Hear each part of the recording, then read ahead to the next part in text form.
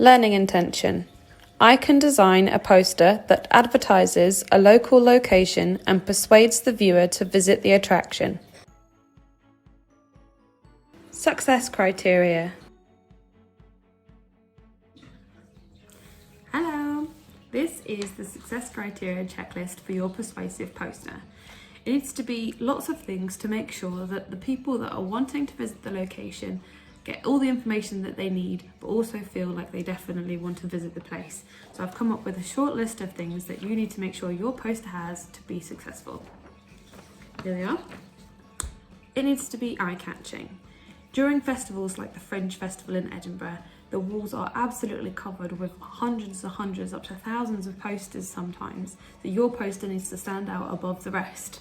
You need to make it as eye-catching as possible to the audience that you're aiming it at. As with the leaflet, you need to make sure that if you're aiming your poster at children, your poster is aimed at children using images, text, fonts, colours, the things that you think that kids are going to be interested in. If your poster is aimed at adults, it needs to be the same. It also needs a really clear title. Now, your title is going to be needing to be the most clear aspect of your poster, because that's probably the first thing that's going to catch the eye of the person that's going to want to go. It needs to have images. Now, you have to be really careful when thinking about your images on a poster because they give the most information. You can show people having fun, but are the people having fun doing the activity that your poster is advertising in the first place? It needs to be quite simple. Having too much information, too much writing, too many contact details, too many pictures, too many titles or subheadings all over your poster can overcomplicate it.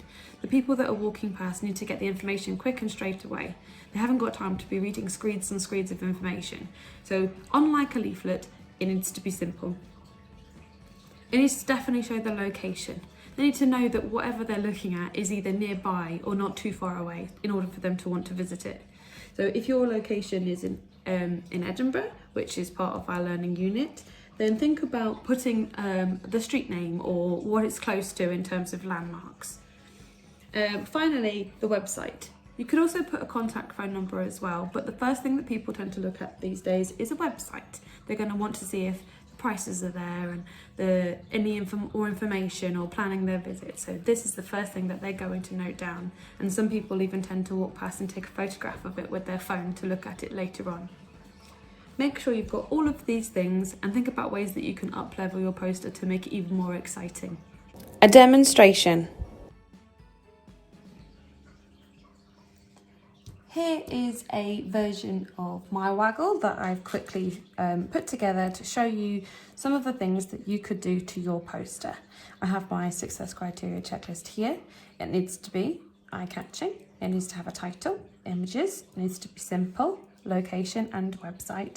And I've drawn this one based on the Royal Yacht Britannia, which is the one that I started my leaflet on. So I've already done the research for that. I've looked at the website a number of times, so I know that the colours and the design and the logo and the location, I've already got those in my notes as taken from the leaflet research itself. So I don't need to go back over and do another one. But if you wanted to have a look at a different location and find out even more about the things that you can visit in Edinburgh, good for you. Now, I needed it to be eye-catching, so I've deliberately not put my title bang at the top. You can do, but I wanted to think of an inventive way that I could incorporate my pictures in with my title.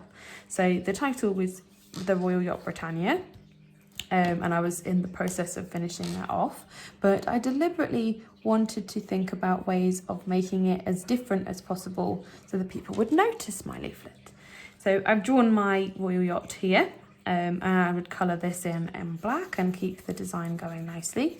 But from one of the windows, a light which sort of shines out the title of the location. So I would put in some colour just to make that look like a nice bright light maybe. But I've also tried to keep the font as clear as possible. I think I would take more time on my design. And maybe use rulers to draw these sharper edges if I really wanted to up-level my design. But I want it to be eye-catching, so I'm using the colours from the ship, which is black and red, to colour in the big bold bubble letters for my title. I have put my title as in the middle and as clear as possible, so that's the first thing that you see when you're looking at the poster. Images, I've included an image of the ship itself because that's the focal point for the location. But I think in this space, if I was to use my printer, I could print off a photo of somebody actually visiting the location and stick it in there so that people can see what it's like to have a nice time at the Royal Yacht Britannia.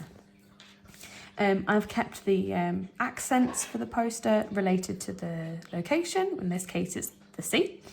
And I've even done sort of ocean-like sort of bubble around the outside of my information box. So it is simple because there's not too much information on there, just enough. And that's important. You don't want to overload your audience. The location I've put here, and I would put either an address here or maybe even I could print off a little Google map picture, which can be found on their website and probably on most of the websites that you've been looking at, and a link to the website as well, and maybe even a contact phone number. And I've put at the bottom, which is one of my favourite things to do when persuading an audience to go and visit somewhere, either through a leaflet or through a poster, a quote of someone that's been. So I'm going to put that on as my up level.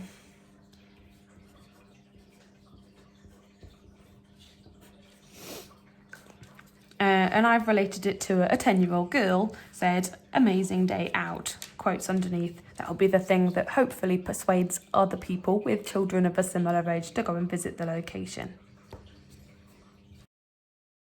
Now you've finished your poster, check against the success criteria checklist to make sure you've got everything you need. Then take a photograph of your work and upload it to your learning journal, and so I can see it and leave a comment. Well done.